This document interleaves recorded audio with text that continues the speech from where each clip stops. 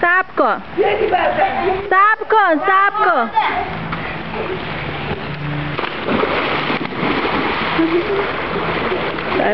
بگی بیشتر محمد جواب داخلی تو به ما نشون بده.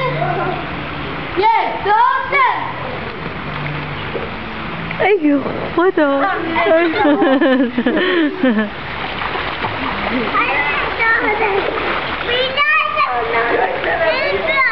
بلچی این بخر خب بره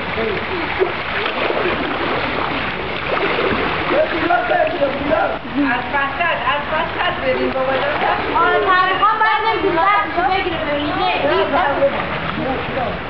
یه دستمونو بگیر نه ماشاءالله